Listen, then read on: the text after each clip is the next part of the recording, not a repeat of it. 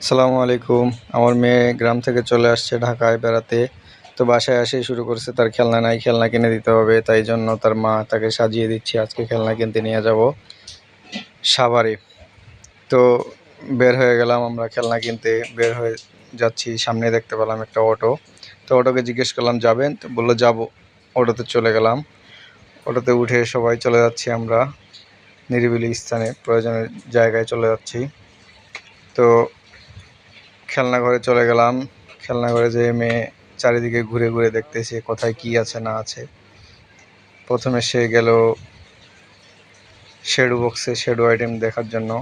16 কালারের একটা shadow box দেখছে। এরপরে সে ঘুরতে ঘুরতে এদিক ওদিক দেখছে দেখছে দেখতে দেখতে সে অবশেষে তার নির্দিষ্ট স্থানে পৌঁছে গেল, খেলনার জায়গায় চলে গেল।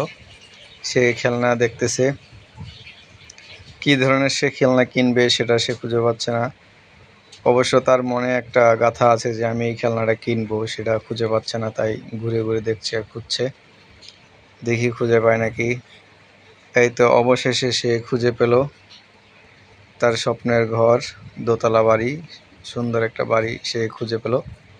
সে বাড়িটা নিবে। আরও দেখছে আরও কি আছে তার মনে খেলনা কেনার জন্য। সে অবশেষে খুঁজে পেল। এবার আমাকে দেখাই দিল যে তার পুতুল লাগবে। সে ওই পুতুলটার দিকে তাকিয়ে আমাকে বলল, ওই পুতুলটা নামায় দাও। পুতুলটা কোলে নিয়ে নামায় দিলাম। এবার আরও ঘুরে ঘুরে দেখছে কোথায় কি আছে, চারিদিকে দেখছে আর দেখছে। তার নেওয়ার শেষ নাই, তার এটা লাগে সেটা লাগে। ছেলে সন্তান থাকলেও আনন্দের, না থাকলেও বেদনার। চারিদিকে ঘুরে ঘুরে দেখছে। তার দেখাটা আমার কাছে খুব মজা লাগতেছিল, তাই একটু ভিডিও করে নিলাম, আপনাদের কাছে শেয়ার করলাম।